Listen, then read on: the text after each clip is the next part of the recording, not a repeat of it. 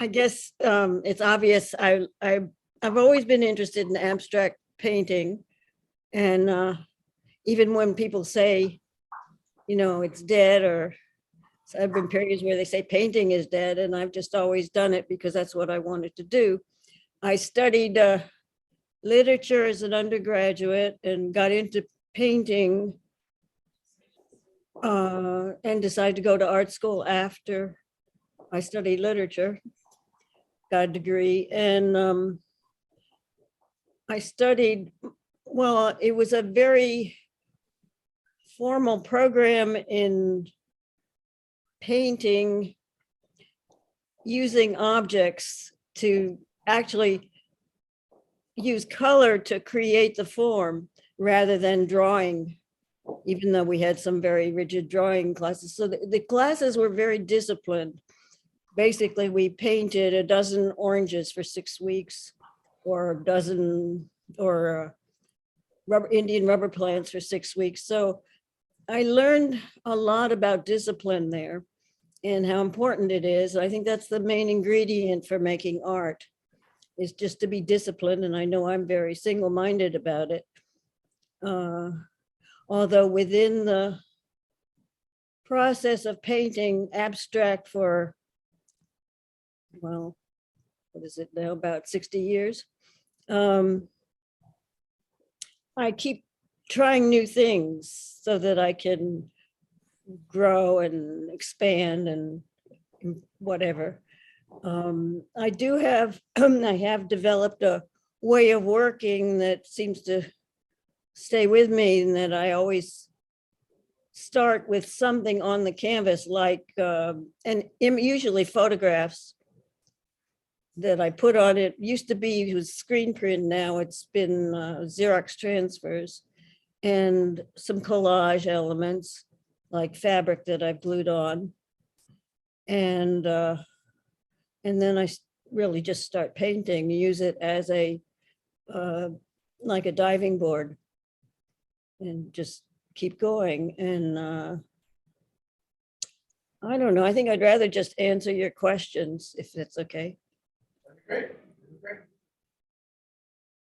Anybody have any questions about anything? I heard you talking about work with your school, and that's where like the origins and language plans and that much. But didn't catch where that was. I can't hear you. So Lynn is saying she heard you talking about your schooling and the discipline that you got there, but she was wondering where that was that you were studying.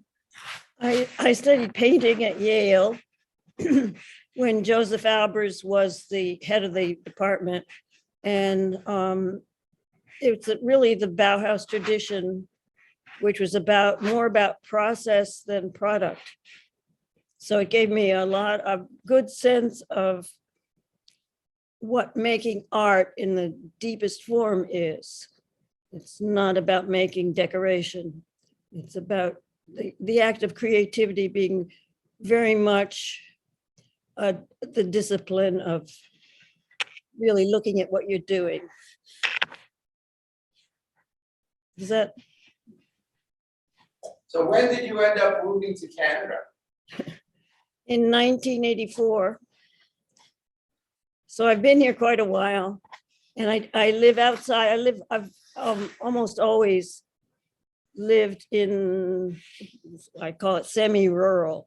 It's a short distance from Halifax, like I'm 22 kilometers from Halifax, which takes, depending on the weather, today it'd probably take about 2 hours to get there. We had a huge dump of snow today. Oh, sorry. Yeah, I'm sorry too. So what drew you to Canada? Pardon me? So what drew you to Canada? I wanted to get out of New York City, I guess. I didn't think about it, I just did it. I think that's probably the theme of my life. The opportunity arose, and it seemed like a good idea. I I had bought a loft in Manhattan for very little and sold it for a lot. If I'd waited a year, I could have sold it for a lot more. So I could go anywhere, and I just decided I want, when I first moved here, I lived on the ocean, and I remember talking, the most noise I heard were the seagulls. It was just a complete change in my life. Of course, now I'm on a lake, so we don't get the seagulls, we get the loons. That's nice. It's wonderful. So in a lot of your works, you end up having paintings within paintings. That when we talk to people about the galleries, at the gallery, it's always fun to go look at your work and find different objects and things that you put in your paintings. I know they just strike you and you do that, but how do you decide what extra materials or products to use in your paintings? I mean, I looked at this one painting for about 6 months, and then I finally saw another ladybug. And I said, oh my God, there's another ladybug there. And it was just made me smile. So. There was actually a ladybug, a photograph or an image of a ladybug? Yeah. Yeah, some fabric. In the fabric. Yes. Well, the imagery is not so important to me as the patterns and the color.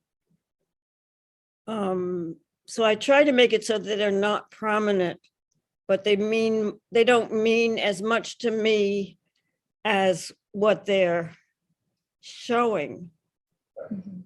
It's more just the pattern and the color.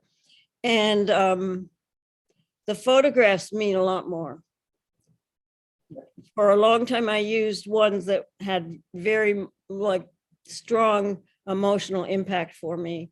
Well, they all do. Even now, even the Xerox transfers, but the focus has been different. It's not so much about the past, but more about what I want to have.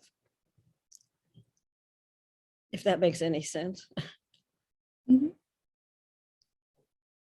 So I have a question. On the back of a lot of paintings, you won't see it now in the gallery, but we often see when we're painting them, backing them, that years get crossed off and she'll write a new year, but she's reworked paintings. And we talk about that, how you decide changes. I can't hear you. Yep. Yeah. So Kim was just saying, us here in the gallery, we have the benefit of seeing, the back sides of the paintings. So we've seen the evidence that you've been reworking these over the years, and they've gone through so many iterations. If you can talk about how you decide when you're going to rework a piece, or maybe even when you decide a piece is finished. One of the most common questions I get asked is, when do I know if painting is finished? And it seems like I must not, because I keep reworking them even when I think they are. I mean, I know it's been an expensive way, but sometimes my photographer, just getting them photographed professionally, and I get to see them differently, or I put them in a different room, or I walk away and I come back and pull it out, all different ways that I look at it make me realize that I have to redo it. It's hard to say. It's just, also, I think I have a painting in my living room right now that I've been repainting for years, and it's got to go back downstairs now. It's done its job. It just looks like everything else I've ever done. I need to do something that is more of a challenge. I don't know how to say it any better. It's a very fluid thing. I guess the one thing that I do know is that I feel it in my gut, like literally. It's like when something doesn't feel right, that's where I feel it. I just am not comfortable. It's a physical thing. Does that answer your question? Yeah, absolutely. So we've got another question here. When was the last time you felt this feeling that you need to change within your art? And what did your art look like previously? Or has it always been kind of going down this non-representational vein mixed with photography? Okay, so if you didn't hear that, they asked when the last time you felt that uncomfortable feeling was, that you made a major shift in your language that you're using as you're painting. And then, Or has it always been non-representational? or has it always been non-representational the way that it is now? Oh, it's always non-representational, always. Although I didn't learn it in school, I had to teach myself. And I'm now teaching abstract painting, which seems a little strange to me that, but anyway, just that's all I've been doing since I left school. I never wanted to do more, except that I did draw from the model, from a figure, did figure drawing for a long time. Started out just in the neighborhood, people would, other artists were hiring a model and I joined in. And I taught figure drawing at the art college here in Halifax for 20 years. So it's not that I can't, I do draw very well. And I love to draw, I just don't do it. And I do think that the shifts come, I have always tried a lot of different things. It used to be like every 3 or 4 years, I'd even change materials dramatically. Until I developed, I think what I'm doing now, which has been for quite a while, the same idea. Mostly I see it as figure ground, the figure ground relationship, which is it's an old term. Recently, I've been going through what I consider a big change. If I keep doing the same thing, I feel like it's a cop-out. I mean, I can do something, make it look good, and it's not satisfying. Doing triptychs or polytichs or diptychs give you flexibility that you enjoy, and we have lots of those paintings, as well as these phenomenal big single paintings. Why do something as a triptych or a diptych versus a single painting? Well, the main thing that got me started with them, there are a lot of reasons, but the main reason was they fit in my car. As a gallery owner, I'm all in. I understand. Those pragmatic things make a difference in life. But if I were to give you a more artistic answer, it has helped me to break through various issues I had with painting, which on the larger paintings, I would always push things to the edge. I had a really hard time putting things in the middle. So when I do, say, a triptych and put couple panels together that had everything on the side, then I'd be in the middle, right? There you go. Basically, I tricked myself there. The other reason I love to change, obviously I like change. And I like the fact that I could switch them around and turn them upside down. And a couple times I did pieces that consisted of, once it was 36 canvases, 4 up and 8 across. And they were 30, how big were they? They were like 24 by 24 or 30 by 30, something like that. And it filled a big space. It helps to fill a bigger space and be manageable to do. I like to do like 9 squares. I've done that a few times, 3 across and 3 down, and I can fill a space. I can keep switching around and see what works best. It's fun. Oh, for the people in the gallery here, after we're done, I encourage you to look at the back of some paintings. Take We everything actually down. We have handprints of you where you grab the painting, and you can see on the back edge of the painting, your handprints are there, where you swoosh paint there. And it's like, we all smile looking at that, because we know exactly what you're doing, it's fun. There was one painting I sent actually to Switzerland, a gallery, and she had noticed on the back, I had written, this is the top, right? And then top, and then this is the top, Every time I said it was the top. And finally I said, this is the top. And of course, that was a good selling point. But the fact is, I kept changing the way it needed to be. And it's like, it's sort of, the decision comes more from the painting than from me. It's like, it's not happy, I'm not happy. It's Sounds like a marriage, actually.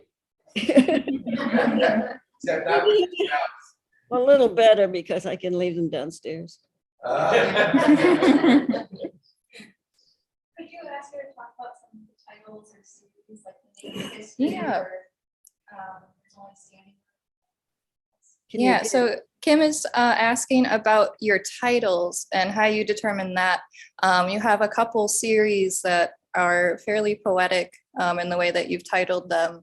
If you can speak to that and how you came to those titles. Well, I find titling the most difficult part of painting and probably the most irrelevant to me. So I try to make the title not descriptive, but imaginative. Let your imagination roll around. I have an artist friend who said that she had somebody look at her work and she would say, I just don't understand it. And then my friend had put it in a gallery and she had to have a title on it. So she put a title on the piece of art and the same person looked at it and she says, oh, now I understand. Right.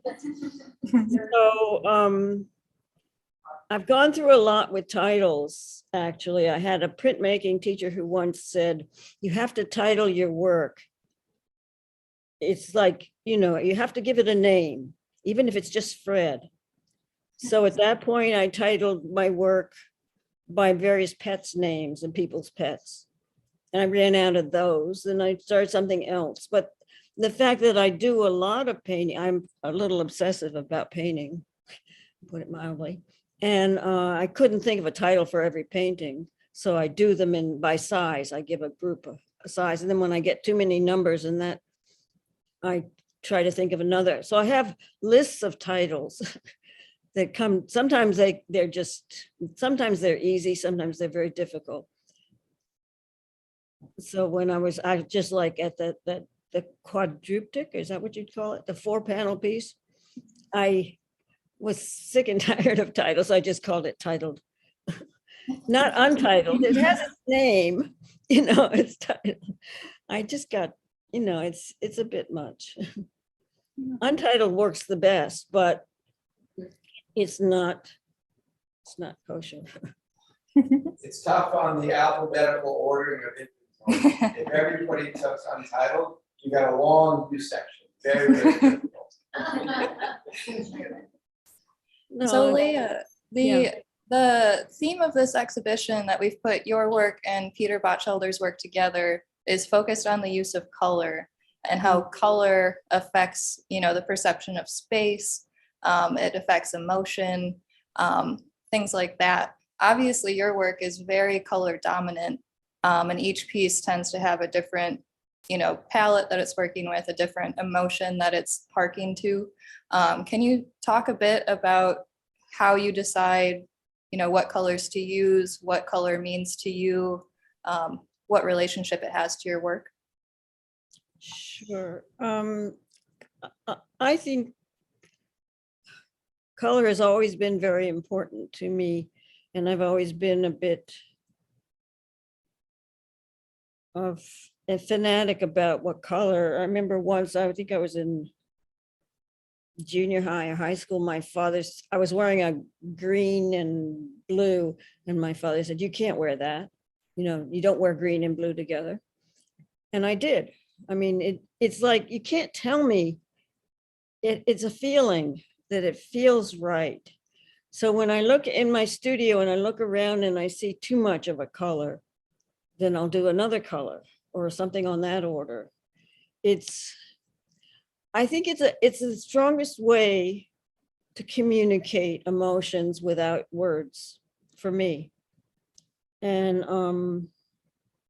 that is really what the paintings are. I've tried doing, I mean, I look on at, I think it's Pinterest, I stopped, where they have, most of the abstract paintings these days seem to be completely filled with things, marks on the whole canvas, but I try to do it and it doesn't work. I need a lot of space of one color it feels right. And that's all I can say. I can't put an intellectual spin on it. It just the way it feels. And that's what I'm trying to communicate of how to communicate with your own feelings. But when you look at the paintings, ideally you'd be engaged with and I'm using color that way. I'm sure there are other ways to do it. I think were there other, does that answer your question fully? Yeah, yes, thank you. That's a great answer, thank you. Do you approach the canvas with a feeling in mind or certain colors that you want to work with? Or do you approach a canvas and kind of let it speak to you? It's probably both. Not often, sometimes I'll change color mid canvas. Like I think today might have finished one that ended up being sort of a brilliant blue, but I intended it to be green when I started and it just didn't stay that way. But usually I do know what color I want. Like I want a really dark. I wanted indigo, but I don't know that I have indigo. But it's been working, in I've ordered a lot of paint, but it hasn't gotten here yet. They actually have to make them. That's what the pandemic has done to the paint industry. But so I wanted the black painting for my living room because I like to shake people up. And if people think that black is not a color they could live with, I want to show them they're wrong. It's a beautiful color, and it is a color. And in fact, the one I have now here, it's mostly well, I don't know what color it is anymore. But that's the one I don't like anymore because I just used all my cliches to make it work. So, Frank, Pardon me? I'm curious, when you find a painting that doesn't work and your Yeah. gut's telling you it's bad, we had another artist from Canada, François Don, who had a very fun way of describing her work. When she has a painting that she doesn't feel is working, she calls it a crybaby, and she turns it to the back of the wall. So it's facing the wall, and all she sees is the back side of the painting. And when the crybaby is done throwing a temper tantrum, she'll now go and finish the painting. So you have a method of, God, this painting's not working. What am I going to do? What's your method? You have an analogy to a crybaby. I usually turn it upside down. Okay, that's good. I recently, for the first time in probably, I don't know, 10, 15 years, destroyed a few paintings. I don't usually do that. They had just gotten too thick. There was nothing more I could do to them. There was too much paint on them from being reworked. Well, that's one way to stop the problem. It was 3 canvases, and I'm going to give the stretchers to a friend, but it was very exhilarating thing to do. I hadn't done it in so long. I wasn't going to rework them. I do like to start a painting fresh. The reworking is sometimes feels, it has to look like there's room for something new, rather than just reworking it. I don't know. So you sent us some catalogs that there were 2 articles basically in the catalogs, and one of them starts off talking about how someone described your artwork as joyful, and then your reaction to that. Could you talk about that part, or what you want people to take away, or when they see your art? Were you able to hear that, Leia? Partly something about Playful. Yes, so you sent us some catalogs in the mail that had 2 really wonderful articles in them. One of the articles started out telling the story of someone who had described your work as joyful, and about your response to that, which we all in the gallery thought was really fascinating. Can you speak to that? And What was my response? you didn't like it. You didn't like that they said joyful. Really? So maybe we can get the real response. I'll have to read it again. Oh dear. The one thing I find my usual response to what my, I don't know how to say this, but painting for me is the most joyful experience I know, which is why I paint.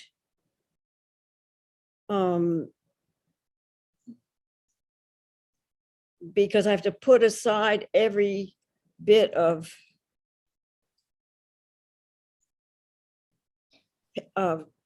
pain and stress to paint. There were times where, I mean, I'd have to relax and enjoy the process, or it won't work. I don't know. I have to reread that. So would you say that painting is a meditative experience for you? Oh God, I don't think so. No. that's dangerous territory. No,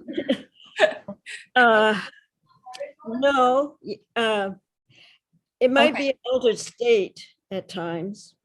Sure. I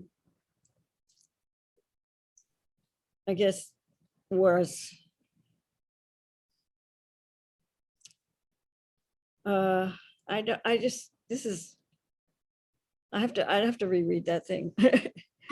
No worries. No worries. But yes, it is playful in that I'm having a good time. And if I don't, then I'll probably leave it for a while. I mean, I never stop painting. I paint almost every day. And I arrange my day around it, so make sure that I can. There were times in my life where I wouldn't do anything that I felt would interfere with my schedule of painting, and I paint in the morning because that's when my best energy is. But I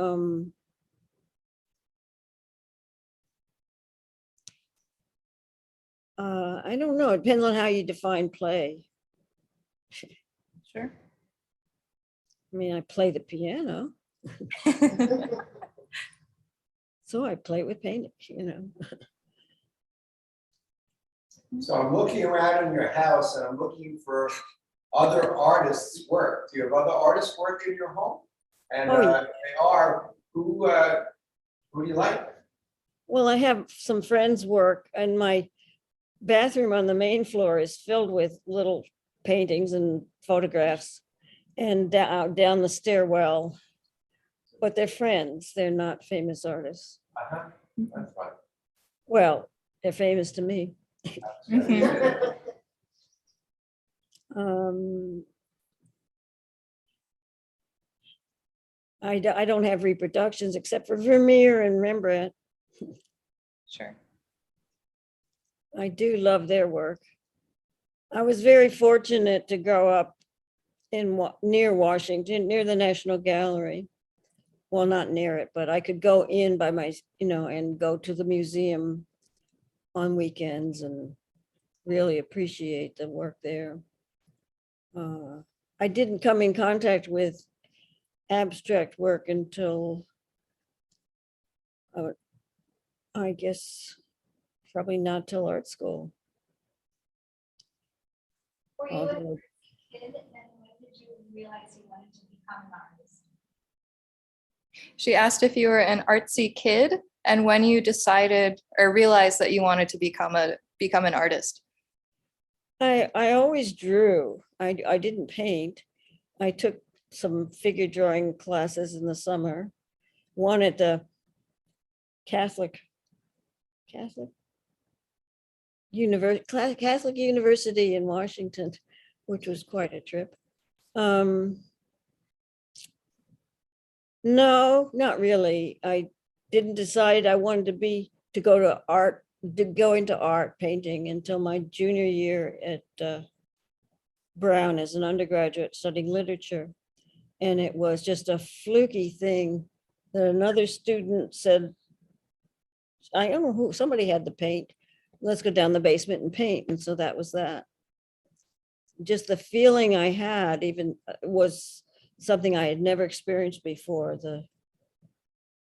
the joy in painting. It opened up something for me, and then there was just no going back. So And I when you were at Brown, did you interface with any of the folks from RISD? Could you repeat that? He asked while you were at Brown if you interfaced with anyone at the Rhode Island School of Design. Oh, I didn't go there. I didn't have the confidence.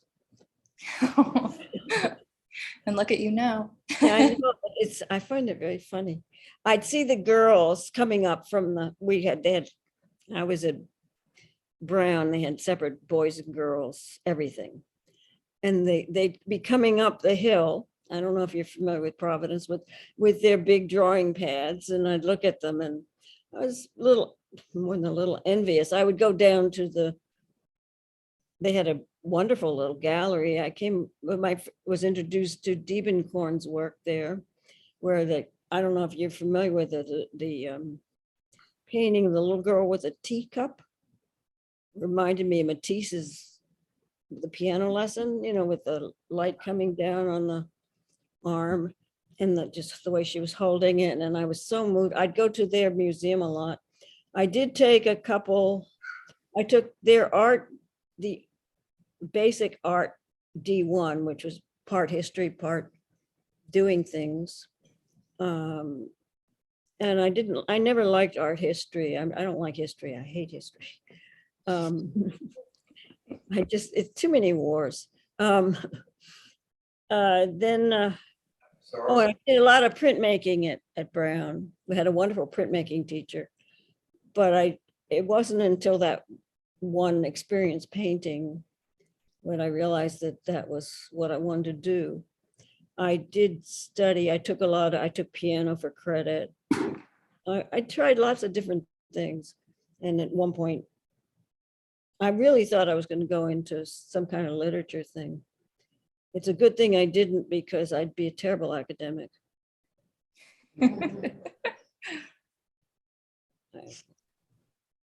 Although I teach, but I teach art. Yes. So how many students are in your classes these days? These days, well, it's all by Zoom. Yeah. Mhm.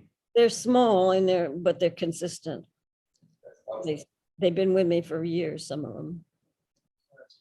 And it's very, I do teach workshops where there are more people, like 15, 20. And at the art college where I was teaching, we'd have classes of 20, 25.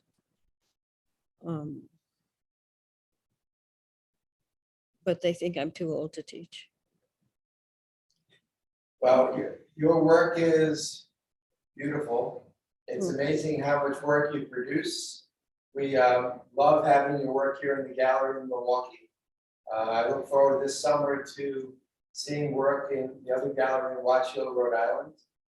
And you know, it's not that long a schlep from Halifax down to Watch Hill. So maybe we'll figure something out either this year or next year. That would just be great. Oh, that'd be nice. Yeah. From one seaside community to another. That would be a pleasure. Well, I used to go to, what's that tourist town there? Newport. Newport, from Providence. Yeah. Just to, you know, as a, We try not to tell people about Watch Hill. We try to keep it under the radar so we don't let all those Newport people in. So, oh, okay. it gets too loud and quiet and crazy. You like it quiet, easy, fun. Well, thank you so much for taking the evening with us. Last call for questions.